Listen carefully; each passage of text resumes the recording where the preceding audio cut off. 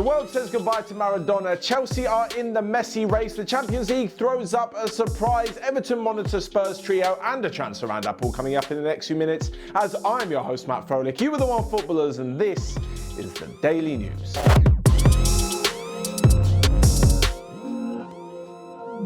So yesterday, the sad news that the world bid farewell to the Argentinian god of football in Diego Maradona, aged just 60. Now, for those of you, many like myself, who were too young to actually see him play, it says something about his mercurial talents that 23 years after retiring from professional football, so many speak about him with such fervour and passion when discussing who actually is the greatest of all time. His career took him from his native Argentina and a championship with Boca to European shores, where Barcelona and the fans at the Nou Camp could marvel over his show-stopping performances for 2 years before he found his footballing home in Naples. During 7 years with Napoli, he pretty much single-handedly dragged the team to 2 Serie A titles, 1 Coppa Italia, 1 Italian Super Cup and 1 UEFA Cup, all whilst displaying the God-given talent, the likes of which have never and may never be seen again.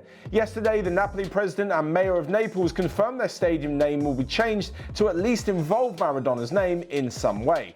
Whilst his latter career saw a few pit stops before retirement, arguably his most legendary feat was taking Argentina to their 1986 World Cup victory in Mexico, winning the final against West Germany. He played every minute of every Argentina game and scored 5 goals and made 5 assists, making his 10-goal involvement a record still to this day. And most famously, he broke English hearts along the way in a game which summed up both sides of Maradona. His hand of God goal, where he punched the ball into the net unpenalised, made a villain of him to some, whereas his second of the game, the greatest World Cup goal ever, as he took on half of the England team before scoring, made him instantly a hero to millions more. This blend of the good and the bad, the right and the wrong, pretty much summed him up. It blighted his life off the field in a career post-football, but on it, there was no doubt he was an absolute heaven-sent genius. Myself and the OneFootball family want to take this opportunity to send our condolences to all of the friends, family and fans of Maradona worldwide. Next up, I'm moving from one Argentinian legend to another in Lionel Messi, and according to La Liga expert Guillaume Balaguer, Chelsea are definitely in the race to sign Messi if he becomes available. All the talk of him leaving Barcelona has quickly been followed by the fact that Manchester City seem to be the most likely destination, but when it comes to spending big, Chelsea are pretty much used to that in the market, and when it comes to a free transfer, it means they can splurge out on an insane amount of money for his wages. Of course, Chelsea have spent ridiculous money this summer. The likes of Havertz, Ziyech, Werner, Thiago Silva's come in, Ben Chilwell, so many more. They've spent so much, but the fact they don't have to pay a transfer fee if Messi leaves on a free next summer means, as I said, they wouldn't be under the financial fair play regulations, so they could go ahead and give him a bumper contract. Personally, I still think Manchester City is the most likely option if he leaves the club, but overall, I still think he's going to stay. There's just something in me that can't see Barcelona letting Messi go and can't see Messi at another team, certainly not in European competition. Anyway, whether or not we're actually going to see Messi in a Chelsea shirt is a different matter altogether, but it would be one hell of a signing for Frank Lampard. Next up then, and to the Champions League, where there are more than a few surprises were thrown up, and honestly, Liverpool, we spoke about them the other day, extending their unbeaten home record in the Premier League to 64 games. They only went a loss to Atalanta, and it was thoroughly deserved from the Italian side. More than just a flash in the pan last season, they are proving to be a constant attacking threat, and Jurgen Klopp said there was no excuses for the defeat from his side. Of course, they've got massive injury worries, and they did put out a sort of second-string team with a few first-teamers in there, but even so, Atalanta were far better on the night. On the night, which saw Gladbach extend their fantastic run of victories as they put 4 past Shakhtar in a brilliant victory for them, which leaves them top of the group with Inter Milan and Real Madrid. Real Madrid, after that stunning home defeat to Shakhtar, in fact, have managed to work their way back into second place with another victory over Inter Milan, which saw Arturo Vidal get sent off in the most ridiculous manner.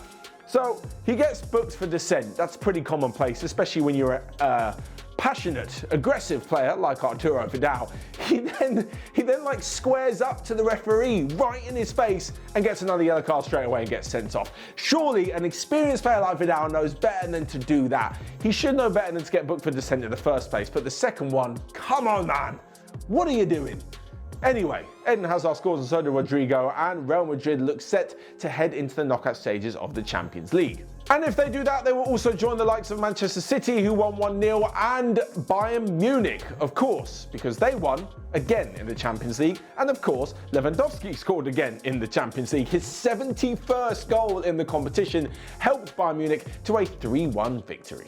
Next up there, now back to the transfer news, and we're back to the Premier League, where Everton are reportedly interested in league rivals Spurs and 3 of their players, Paulo Gazzaniga, Dele Alli and Harry Winks. All 3 of them have had, well, indifferent starts to the season. Gazzaniga's number 2 spot, never mind the number 1 spot, number 2 spot has been taken by Joe Hart. Harry Winks looks to be under threat with his position after so many brilliant midfield performances from the rest in the Spurs squad. And with Dele Alli, Lord knows where he's going to end up. There was rumours that a loan to PSG was going to happen. That didn't happen. Could still happen in January. And as for Everton, they've started really well. Like, Carlo Ancelotti is an unbelievable manager, and he's got some of the players playing phenomenally well. They've had some brilliant new signings, but if they want to continue to push on, they may need 1 or 2 more recruits in January. Now, like I mentioned before, these guys aren't having the best of time of it at Spurs, so you're probably thinking, why would they have the best of time of it at Everton? In all honesty, for both Spurs and Everton, they're very, very good squad players. I don't think Dele Alli starts ahead of the likes of Richarlison, James Rodriguez, and even Alex Iwobi at the moment. Harry Winks, same with him. I don't think he starts ahead of the likes of Alan or Doucouré, but when these players are maybe having an off day or they've got injuries, it's good for Everton to be able to bring in other quality players, because the ones they used to have definitely weren't good enough. That's why they went ahead and made new signings in the first place. As for Gazzaniga, he might actually have a shot of playing, because Jordan Pickford just cannot stop making mistakes for love nor money. He's been backed by Gareth Southgate when it comes to the England squad, and Carlo Ancelotti actually dropped him in favour of Robin Olsen a few weeks ago, but neither of them seem to fill him or the Goodison Park faithful, watching from home of course, with much confidence.